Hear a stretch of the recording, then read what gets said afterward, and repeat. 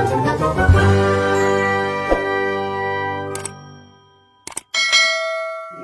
Jawa Barat, Insinyur Rahmat Taufik Karnadi MSI. Beliau riwayat pekerjaan pertama Kepala Bidang dan pada Balai Dinas Peternakan, kemudian Kepala Biro Produksi dan Industri, selanjutnya Kepala Biro Perekonomian Serta Provinsi Jawa Barat, dan sekarang dari 2020 bulan Juni menjabat Kepala Dinas Tenaga Kerja dan Navigasi Provinsi Jawa Barat. Baik Bapak sekalian, izinkan Pak Bupati, Forkopimda, Bapak Ibu sekalian, untuk materi yang pertama akan disampaikan oleh Pak Benny Ramdhani. Waktu dan tempat kami persilakan. Oke,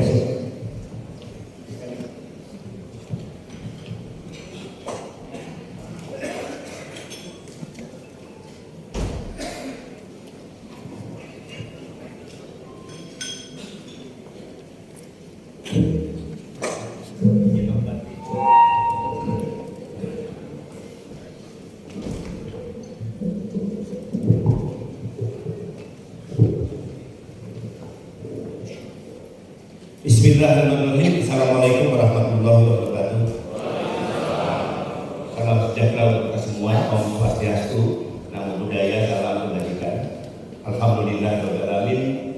Wassalatu wassalamu ala sayyidina nabiyina Muhammadin wa ala alihi wa sahbihi ajmain. Yang terhormat, yang mulia Bupati Kabupaten Garut, alhamdulillah hadir lengkap dengan Pak Wakil Bupati. Tadi saya tanya ngobrol Pak, periode kedua. Ini teladan sebetulnya. Ya, saya background politisi, saya mengamati kepemimpinan politik di seluruh daerah. Tidak banyak, mungkin bisa dihitung dengan jari, kepemimpinan politik kepala daerah dengan wakil itu bisa bertahan sampai 2 periode. Ini teladan bagi para politisi dan para pemimpin di daerah yang lainnya. Yang kedua, ini adalah peserta sosialisasi terbesar yang pernah saya ikuti. Terbesar dalam arti seluruh aparat, baik camat maupun para kepala desa dan lurah. Ketiga, tadi disampaikan oleh Pak Bupati, insya Allah tahun depan anggaran untuk pendidikan atau pelatihan calon pekerja itu 10 miliar. Ini juga angka terbesar alokasi anggaran yang disiapkan oleh pemerintah daerah di Indonesia. Nggak ada Pak, paling tinggi 3 miliar. Ini menunjukkan bahwa Bupati dan Wakil Bupati pemerintah daerah sangat serius untuk memberikan perlindungan kepada para pekerja migran di daerah. Yang terhormat Pak Danren, terima kasih telah hadir. Jajaran Forkopimda, para peserta, Bapak Camat, kemudian para kepala desa, Bapak Lurah, anggota DPRD Kabupaten Garut, Pak Awan. Ini beliau WA tiap jam sama saya. Pak Benny harus hadir, Pak Benny harus hadir. Ya, saya malu kalau Pak Benny tidak sampai hadir. Nah, atas perintah beliau, selain perintah Bupati, hari ini saya memenuhi janji saya untuk hadir di hadapan Bapak Ibu saya. Hadir juga Ketua Abdesi Kabupaten Garut, terima kasih atas kehadiran. Saya didampingi oleh PLTSS Taman yang hadir. Pejabat Eselon 1, Pak Gatot, ya. Dan ada 4 direktur hadir atau pejabat Eselon 2. Silakan berdiri. Ini dari kawasan Amerika Pasifik, Asia Afrika, Eropa Timur Tengah. Dan ini komandan CIA-nya nih, ya, Pak Yana, yang menguasai Command Center, Kepala Pusat Data dan Informasi. Bapak Ibu, izinkan saya memberikan efek kejut sebagai awal materi saya. Ya, kita ingin lihat tayangan video. Jadi kalau nggak ada efek kejut, kita nggak wake up. Ya. Suaranya?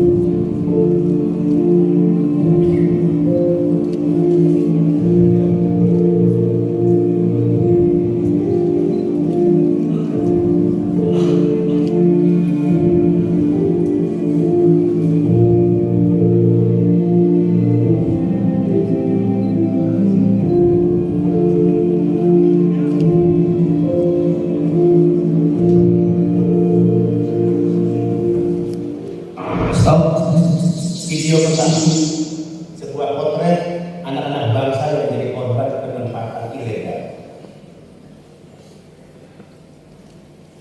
Gimana?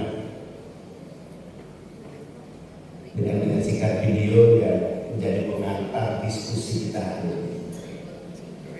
Saya hanya mengatakan jahat. Saya ingin menggunakan kata biaya.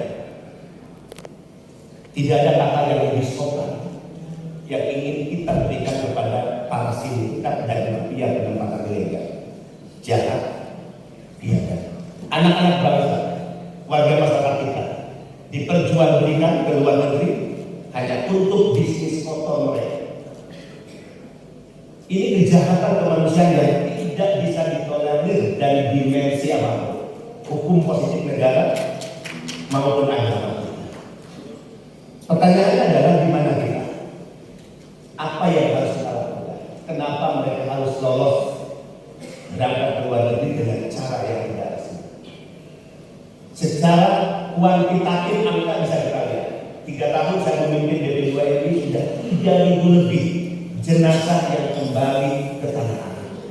Dan 98% mereka adalah dulu berangkat secara tidak resmi. Termasuk yang disampaikan oleh Ibu Haris. Ada 2 warga masyarakat Garut terakhir. Ada 3.000-an lebih mereka yang harus kembali ke tanah air dalam keadaan sakit, cacat secara fisik, depresi, hilang ingatan. Dan ada 1.600 mereka yang harus dirawat di rumah sakit, dibiayai oleh negara, dipulangkan ke kampung halaman, daerah asal dengan pembiayaan negara, termasuk jenazah, dijemput dengan ambulan oleh kami dan harus wajib diantar sampai di rumah keluarga korban. Pertanyaannya sampai kapan ini harus kita akhiri?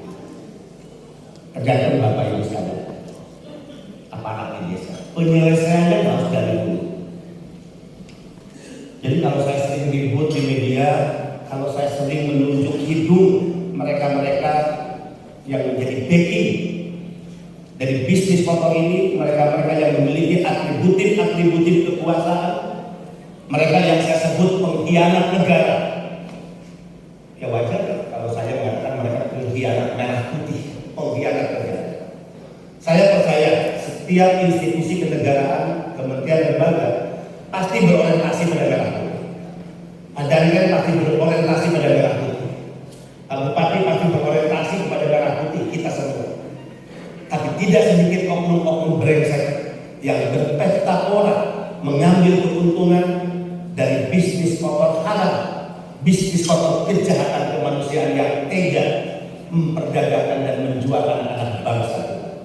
Lebih parah lagi karena 95% mereka yang dijual ke luar negeri, saudara-saudara kita adalah kaum perempuan. Jadi sudah cocok ya kepala dinasnya seorang perempuan. Kalau kita menyebut ibu, kita langsung teringat bahwa mereka adalah orang-orang yang melahirkan kita. Di hadapan Pak Menko Polhukam, Pak Mahfud, Panglima TNI, Kapolri, Ibu Menlu, Ibu Menaker, Menkumham, Jaksa Agung, saya sampaikan, Pak Bupati, buyut saya itu di Wanaraja. Kan terkenal ya kalau Wanaraja ada usianya, wanian. Jadi saya katakan, kenapa sulit diberantas? Karena mereka dibackingi oleh oknum-oknum yang memiliki atributif kekuasaan. Pak Panglima ada anak buah bapak, Pak Kapolri ada anak buah bapak, Ibu Menlu ada anak buah ibu, Ibu Menaker ada anak buah ibu, Pak Yasona, Pak Menkumham ada anak buah, Pak Jaksa Agung. Tolong lihat anak bapak dalam proses-proses hukum yang tidak melahirkan efek jerak kepada para penjahat ini. Dan saya katakan termasuk ada oknum-oknum di BP2MI, badan lembaga yang saya pilih. Saya fair, tidak hanya menyebut kejahatan ada di luar, tapi kejahatan dari sindikat ada di kantor yang saya pilih. Yang adil dong, saya menunjuk hidung keluar, kemudian saya menutupi hal yang buruk di dalam lembaga yang saya pilih. 3 bulan lalu saya memecat salah satu ASN di lingkungan BPDWMI. Padahal pensiunnya tinggal 1 bulan. Saya diberikan masukan, Pak, apa tidak bisa dipertimbangkan 1 bulan lagi pensiunnya? Enggak, saya katakan. Sekalipun pensiunnya tinggal 1 menit, efek jerak, hukum, sanksi akan pasti saya jatuhkan. No compromise, no negotiation. Karena malu ya, negara ini negara hukum, demikian katanya. Hukum sebagai panglima. Negara ini negara reksstat, bukan makta. Secara teori, negara ini terdiri dari aparatur negara pemerintahan dari pusat sampai daerah. Masa kita kalah sama sindikat? Masa kita kalah sama mafia? Masa mereka lebih canggih daripada kita yang digaji uang rakyat, yang mendapatkan fasilitas dari uang rakyat, bukan dari nenek moyang kita? Izin, saya selalu menggunakan bahasa-bahasa itu. Insya Allah demi Allah tidak ada pejabat di negara ini yang mendapatkan gaji setiap bulan, yang dinikmati anak istri di rumah, mendapatkan fasilitas, itu semua dari nenek moyangnya. Insya Allah demi Allah, semua yang kita nikmati apapun negara, apapun dia, dari rakyat, dari pajak masyarakat.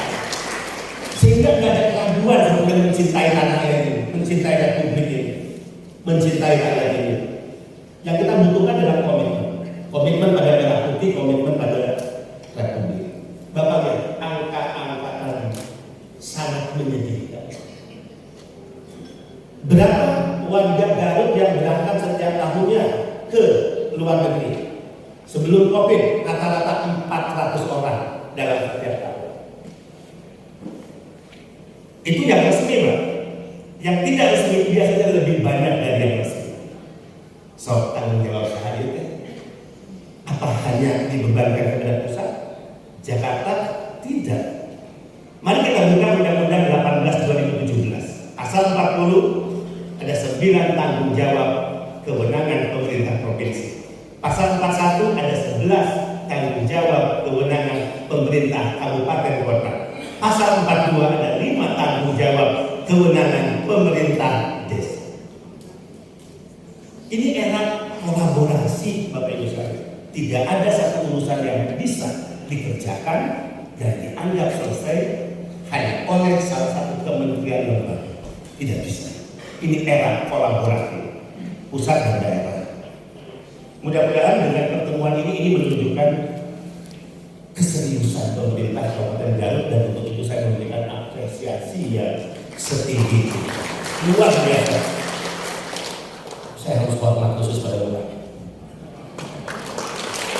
Ini penghormatan saya kepada senior dan penghormatan saya kepada keberpihakan pemerintah Garut kepada warga masyarakatnya, yaitu para pekerja migran Indonesia. Acara seperti ini lain kan lewat media sosial kami ke Indonesia, kepala daerah yang lain nonton, belajar dari Garut, lamun ada daerah, mudah-mudahan hebat Garut. Perubahan besar sedang terjadi, transformasi sedang berjalan. Perintah Presiden jelas 15 April 2020 saya dilantik di Istana Negara. Setelah foto-foto di pojokan berdua, beliau sampaikan, Mas, saya titip ya, titip lindungi PMI dari ujung rambut sampai ujung kaki. Saya tidak menangkap ini sebagai kata kalimat retoris para pemimpin politik yang umum kita dengar. Saya menangkap ini adalah keberpihakan dari sikap ideologis seorang kepala negara. 2 bulan kemudian saya dipanggil oleh beliau di Istana Bogor bertiga, ngobrol di mana? Saya dengan Pak Pratikno, Pak Presiden di depan. 1 jam 20 menit saya catat. Dan dari pertemuan itu saya call dengan Pak Presiden. Di Facebook saya share masalah pekerja migran. Dalam pembicaraan beliau agak emosional, tinggi nadanya, dan itu kebiasaan beliau.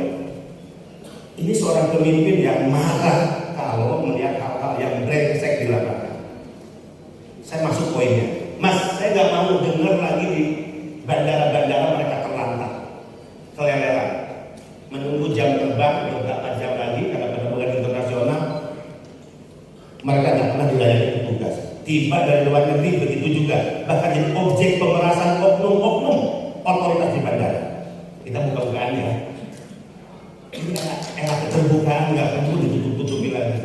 Dikirimkan si PMI itu sumping di luar negeri, di Timur Tengah, di Asia, di Afrika, di Eropa, di center kepada petugas THI, TNI, Kabulgurma, PKI, TKW. So, harus naik mobil ini, dipaksa ke Garut, ke Bandung, ke Malang, Surabaya, Jogja, dan seterusnya. Angkanya juga diatur tinggi di atas harga kewajaran saat transportasi lain. Bahkan banyak peristiwa tidak menambah di tengah jalan diturunkan. Ini kejahatan. Dan mobil-mobil ini bisnis dari oknum-oknum tertentu, termasuk oknum-oknum di BPBD. Yuk kita buka. Atau mereka sebelum naik bus digiring masuk ke loket-loket penukaran dolar. $1 harusnya 13.000, dibayar 10.000. Selisih 3.000 per dolar, jadi hasil rampokan bersama oknum-oknum KTP dibagi. Jangan begitu merendahkan dan menistakan mereka yang memiliki atribut kekuasaan ini kepada para yang dulu disebut TKI atau PNI. Presiden marah. Mas, saya nggak mau terjadi lagi. Saya dengar juga mereka kalau tiba di tanah air antri panjang dalam pemeriksaan imigrasi, berdesak-desakan. Saya nggak mau. Siapa ini? Tugas merah putih ini insya Allah akan saya emban dengan baik. 1 jam 20 menit diskusi dengan beliau. Presiden ini pemimpin yang sangat detail, perfect, ya. Karena ada game yang mengatakan the field is detail. Jadi setan ini sebetulnya ada di masalah-masalah detail. Yang ada kan kita lalai. Ya. Ada masalah-masalah kecil. Perintah itulah yang kemudian kita akan lihat bagaimana sekarang perubahan besar itu sedang terjadi, transformasi sedang kita kerjakan. Tidak hanya regulasi-regulasi yang menunjukkan negara berpihak kepada TNI, tapi juga pelayanan yang lebih cepat, murah, ya, itu kita berikan kepada TNI dan bahkan berbagai fasilitas sebagai bentuk penghormatan negara kepada para pekerja migran Indonesia. Kunaonkah kedati itu negara teh? Kunaon TNI teh tidak dihormati oleh negara, kurang sadaya. Nah, hanya TNI teh sudah disiapkan berbagai fasilitas. Yang fasilitas itu dulu dinikmati hanya oleh pejabat-pejabat penting di negara ini, anggota DPR yang terhormat, orang-orang kedutaan besar di bandara misalnya. Presiden katakan, Bapak Ibu, mereka ini orang-orang hebat. Mindset kita harus berubah hari ini. Dulu orang menyebut TKI itu risih. Dulu mereka menjadi TKI malu, minder, pergi ke bandara sembunyi, tiba dari luar negeri nyumput. Karena ada kesalahan mindset di aparatur dan penyelenggara negara, karena tindakan atau manifestasi yang menuju tindakan selalu harus lahir dari pikiran. Kalau pikirannya sudah buruk dalam memandang TNI, tindakannya pasti buruk. Kalau mindsetnya kualitasnya rendah, pasti tindakan pelayanannya rendah pada orang-orang. Ini harus diubah. Mereka sesungguhnya orang hebat, penyumbang devisa terbesar kedua pada negara ini, 159,6 triliun. Nanti kita lihat data-datanya, tergampang 159,6 triliun per tahun disumbangkan oleh pekerja migran Indonesia. Dulu waktu kita sekolah, seolah-olah pikiran kita dicekoki dengan penyumbang devisa yang paling agung teh migas, mohon leres. Tapi itu kedua setelah migas teh, yaitu sumbangan yang dulu disebut TKI, TKW, yang sekarang disebut pekerja migran Indonesia. Mereka orang yang ikut menyumbang pada negara ini, yang sumbangan itu sangat besar, berada di urutan kedua, sumbangan devisa kepada negara. Inilah yang membuat ekonomi kita bergerak. Inilah yang membuat saya masih mendapatkan gaji dan fasilitas yang juga dinikmati oleh anak istri saya, termasuk Bapak Ibu sekalian, termasuk seluruh aparatus negara ini. Makanya kepala desa kalau setiap tahun di mana masyarakat wajib bayar pajak, pusing kan? Turun menghimbau, ayo bayar pajak. Sumbangan kedua terbesar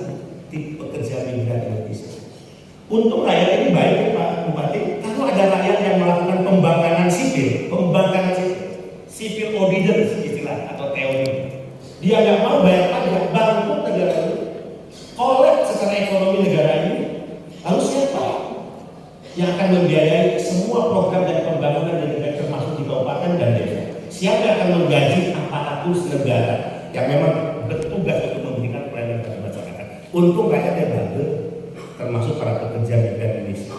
Sehingga itulah perintah Presiden Plus, siapkan berbagai fasilitas. Bagaimana perubahan besar itu? Ayo kita mulai rubah mindset kita. Tidak boleh lagi ada satu manusia pun yang memandang rendah pekerja migran ini. Tidak boleh lagi ada tindakan yang menistakan mereka. Tidak boleh.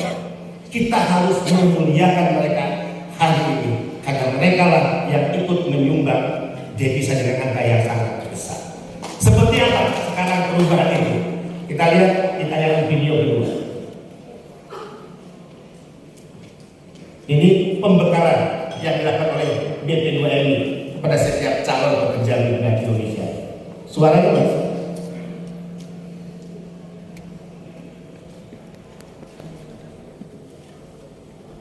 Tadi ada ya?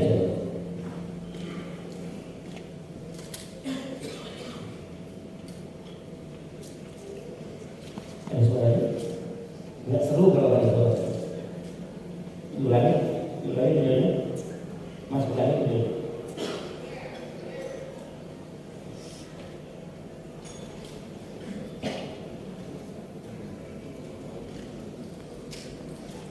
Oke.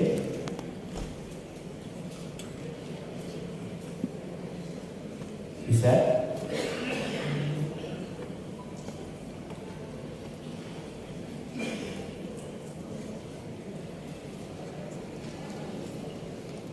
Kita lihat Bapak Ibu sekalian, sambil diperbaiki. Seperti inilah negara hari ini mempersiapkan setiap calon pekerja migran Indonesia. Mereka diberikan pembekalan, motivasi. Mereka boleh meninggalkan tanah air, mereka bisa berada di negara lain, tapi nasionalisme, semangat cinta tanah air merah putih, tetap Pancasila itu tetap ditanamkan pada mereka. Mereka orang-orang yang tidak boleh melupakan kultur budaya tanah airnya, kampung halamannya. Ya. Tadi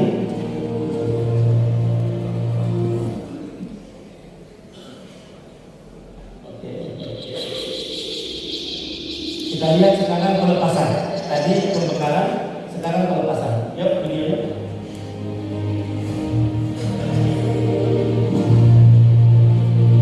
Menjelang terbang 2 Maret, mereka diinapkan di hotel bintang 4 dibiayai negara. Ya. Menko Pak Erlangga hadir melepas, Pak Erick Thohir hadir, Menteri Kabinet hadir, anggota-anggota DPR RI hadir. Lihat ini pelepasan terbesar yang dihadiri Duta Besar Korea dan Duta Besar Taiwan, Pak Erick Thohir dan Wakil Menteri. Dan terakhir dihadiri Presiden Republik Indonesia. Kita lihat.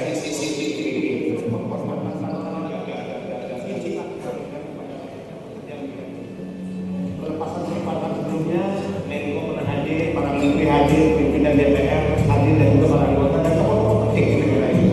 Saya garansi tidak ada negara-negara yang melepas para pekerja yang bekerja ke luar negeri di Indonesia.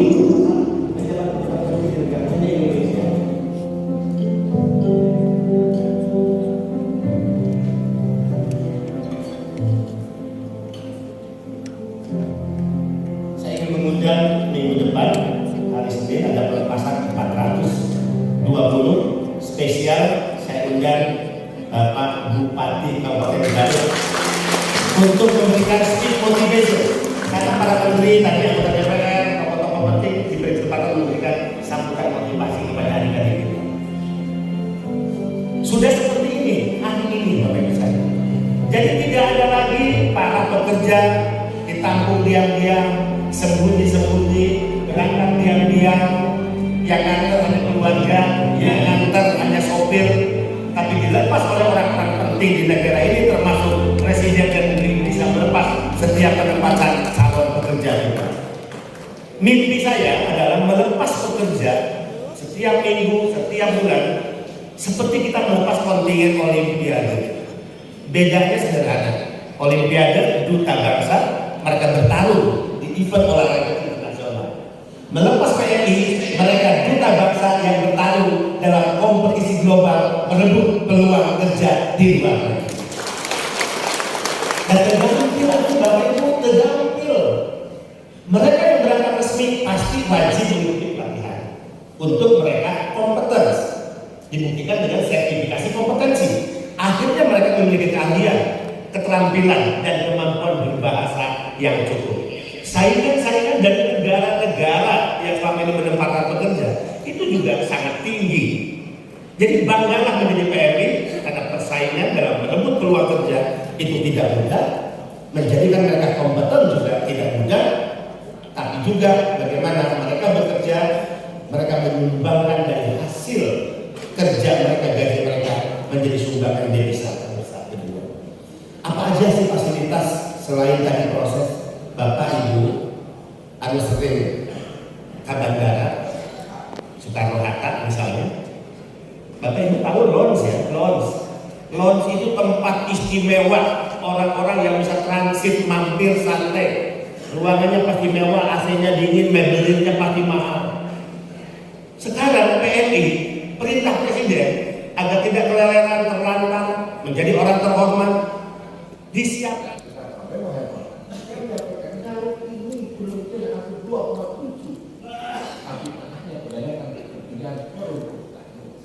Tanahnya kepunyaan BPSDA, tanahnya kepunyaan PTPN, tanahnya kepunyaan kemudian swasta besar. Yang paling terkenal adalah kondom miliknya keluarga Bapak. Kita harus bawa kemana? Memberikan makan untuk orang yang memiliki. Antaranya adalah bagaimana dengan susah payah kami membuat yang namanya daerah. Tapi dari industri, saya dari kabupaten lain yang mempunyai infrastruktur yang lebih lengkap, misalnya dengan Subang yang ada Patimban, dengan Rawang, dengan Bekasi, meskipun UMK-nya 2 kali dari kita, karena dia takut melakukan ekspor keluar. Apa yang harus kita? Di antaranya adalah kita buat sesuatu yang berhubungan dengan yang tidak bisa oleh kita tinggali adalah orang bekerja keluar negeri, menjadi dulu itu istilahnya adalah ada kerja wanita di luar negeri tidak perlu mempunyai pengetahuan khusus. Tidak bisa bahasa Arab, akhirnya tidak bisa di bahasa Arab. Tidak bisa bahasa Hong Kong, tidak bisa di bahasa Taiwan, nanti juga belajar. Sekarang Bapak Ibu, kalau dulu lihat di Kornis, di daerah kita, kalau ada tenaga kerja wanita dari Filipina, mereka habis karena mereka bekerja sebagai pelamar. Tapi kalau dari Garut, dari Indonesia, beli di gaji yang berbeda, penampilan yang berbeda. Nah sekarang ini pemerintah dan saya lihat sendiri bahwa Bapak Presiden Joko Widodo mengharapkan adanya penempatan tenaga kerja yang tidak asal-asalan, dilakukan dengan profesional, dilakukan dengan satu sistem perlindungan. Karena orang mau apapun bila mana bekerja di luar negeri ada unsur ekonominya, maka ada oknum-oknum yang menyesatkan untuk kepentingan saat usahanya dengan mengirimkan tenaga tidak melalui prosedur sebagaimana begitu. Makanya kami ini datang baru ini adalah saya benar-benar ini akan memberikan dampak pengetahuan bagi para camat, bagi para kepala desa, bagi kepala kelurahan. Saya berterima kasih kepada Pak Desi yang telah hadir di sini karena ini adalah untuk rakyatnya.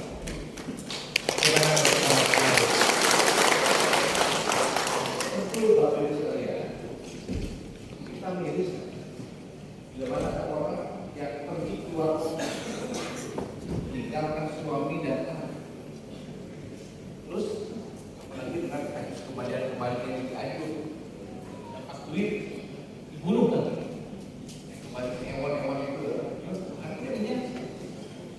saya pernah melakukan pekerjaan saat 2 tahun 1994 saya di kelas Universitas Pajajaran. Pada saat itu melakukan penelitian di lingkungan negara mengenai TK. Kalau kita ke Korea, ke Middle East, saya ke Mesir, saya juga pada waktu itu ke Arab Saudi, saya ikut kami. Dan saat itu tenaga kerja kita banyak yang tidak ada perlindungan apapun. Sekarang kami ini akan menjelaskan bagaimana fungsi negara hakim, dan saya ada lain di kantornya Pak Beni itu ada Pak Jokowi lagi di jalan, di bawahnya itu ada kata-kata yang menjadi pegangan hidup, pegangan hidup lah, karena itu dari kemanusiaan. Itu adalah tagline yang dibuat untuk memberikan perintah dari Bapak Presiden kepada Pak Beni lalu kepada Badan Penempatan dan Perlindungan Tenaga Kerja. Apa namanya? Kata Pak Jokowi itu, ini kata apa? Apa? Lindungi PNI sampai dari ujung rambut sampai ujung kaki. Wah, itu luar biasa. Lindungi pekerja migran Indonesia dari ujung rambut sampai ujung kaki. Itu perintah Bapak Presiden langsung disampaikan Pak Beni selaku Kapolri. Nah, Bapak Ibu sekalian, itu kita berharap kegiatan ini menjadi bagian untuk memberikan servis kemanusiaan kepada warga Garut. Jangan sampai jadi mimpi-mimpi. Saya tidak tahu waktu itu Pak Beni luar biasa menyampaikan dan kita dengarkan lagi bagaimana penjelasan beliau tentang mafia segala macam mafia. Makanya di Indonesia kebanyakan bintang 2 ya. Kepala provinsi Jawa Barat itu adalah komisio, Pak Erwin itu sama saya komisio. Jadi banyak yang bintang-bintang jadi deputi beliau. Nah, beliau akan menyampaikan itu yang mafia seperti apa. Yang terakhir, pemerintah daerah ini memberikan oleh tahun depan satu desa akan ada 1 pemagangan dengan APBD akan kami usulkan 10 miliar rupiah untuk ini yang jelas pasti Pak Beni adalah orang yang sangat memberikan perhatian dan bertanggung jawab terhadap kehidupan masyarakat Indonesia. Pasti tadi atas nama saya Pak Taufik dan minta laporan kepada Pak Beni supaya ada amanah dari kota, ada tambah bekerja bukan saja di Jepang, bukan saja di Korea, tapi di seluruh dunia terutama di Eropa. Kemarin saya bicara juga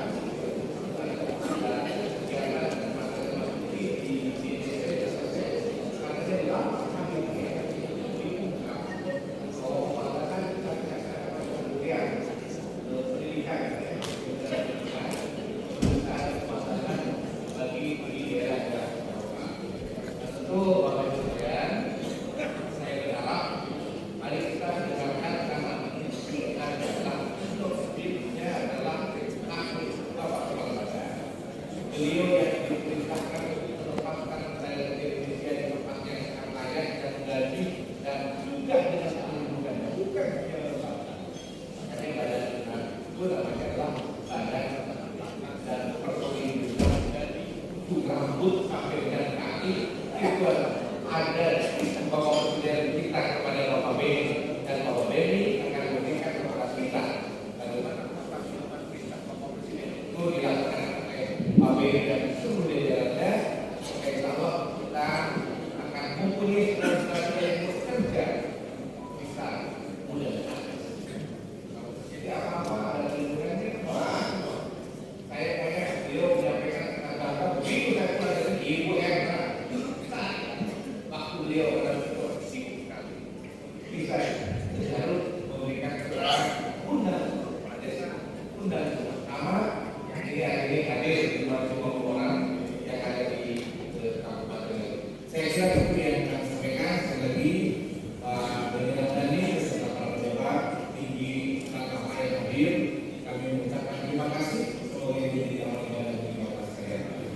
Dan saya doakan Bapak dan Ibu para kepala desa dalam keadaan sehat walafiat. Dan sehat itu adalah penting.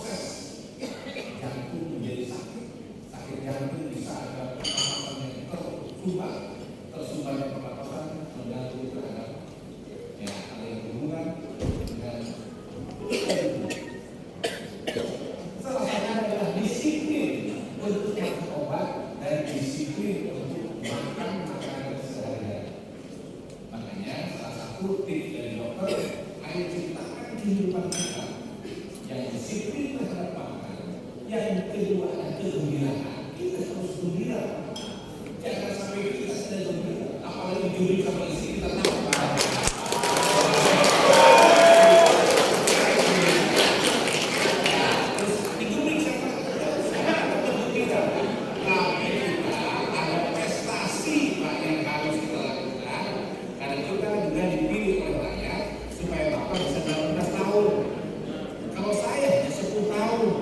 Bapak-bapak kepala desa 3 kali 6 18 tahun ya. Saya doakan Bapak bisa di 18 tahun memimpin desanya. Yang terakhir, kita harus memberikan empati kepada yang membutuhkan pelayanan kita, terutama mereka yang miskin, anak yatim, dan kita